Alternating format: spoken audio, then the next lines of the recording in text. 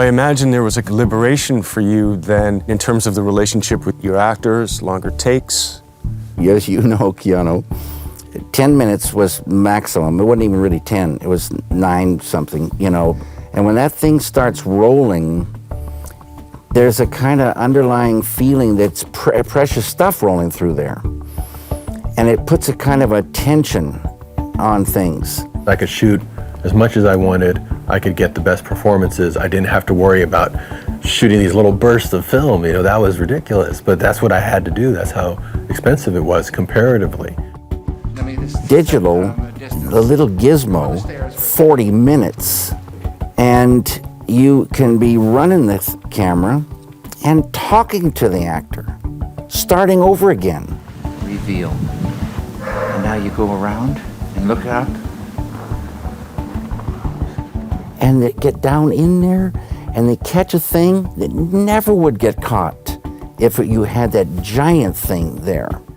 Who surprised you the most in the people you interviewed? I was surprised when David Lynch said that he didn't, as he says, don't hold me to it, Keanu, because I asked him if he was done with film, and he said yes. And I was surprised until I heard his answer.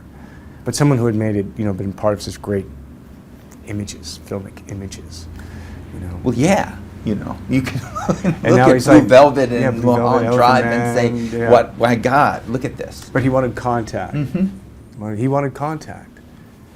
So it's interesting, closer to the actor, closer, and still was very interesting, provocative with his imagery. So I don't know. And he'll still do whatever he wants to do. He'll still do it. You know, Yeah, because yeah, there's yeah, something yeah. about him. And just the way in the film he says your name, it's just enough of a reason to see it. There's something about talking to David Lynch if you've never met him before or you see him. This is a man who is nothing like his film. No. So it's a little bit of a shock. Yeah, he's lovely, lovely. Yeah. Where you're talking to the editor of Lawrence of Arabia. All right, cool. And Anne is saying, well, look how we did this with the match lighting, you know, and this is it, yeah. If I press a button on a console, it's not the same. Yeah, it's quantum though, because in the sense of, you know, I often get asked, well, does digital change your performance? But you can't compare. You have no comparison. You can't say, okay, I did a digital performance and now I did a photochemical performance. Well, maybe somebody will do that. You know, yeah, maybe that could be a kind of, for the Guggenheim. It'll be the true side by side. Like, No, it will be, you know, here it is. Let's look at it digitally and let's look at it this way. So you've done every kind of movie this way. I mean, do you look back at your own work and say, what if this were done digitally? Going back to the start of it? I wonder what my own private Idaho would have been like. I wonder if it had been different or not. That would have been interesting to see what that would have been. Well, they are kind of fascinating questions. When you see this movie, you keep thinking about that. And then when you look at a scene like Lawrence of Arabia, I can't imagine a digital Lawrence of Arabia. It's just hard for me to get there.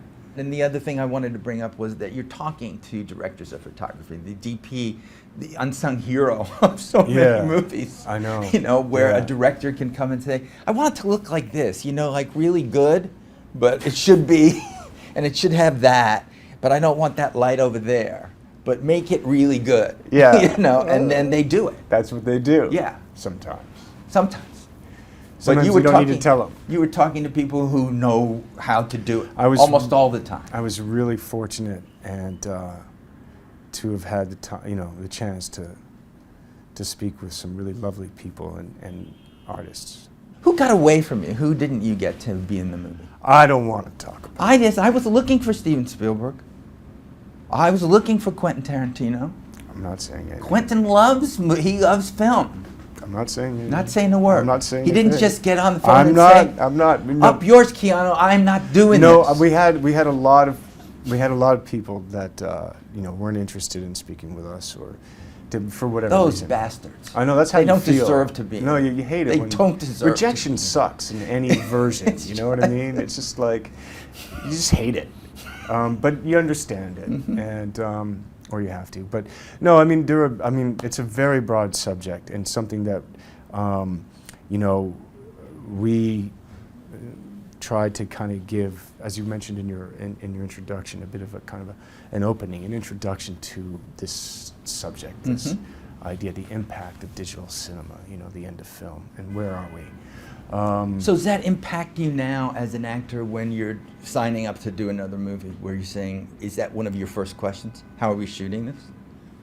I'm interested in what I'm doing in terms of what's being used, but it's generally it's like it's more about the acting, you know, what's your interpretation of the story, you know, what if I'm talking to a director, or if they're talking to me, I'm interested in speaking about the script, the story, and then I might say, so how do you want to shoot it?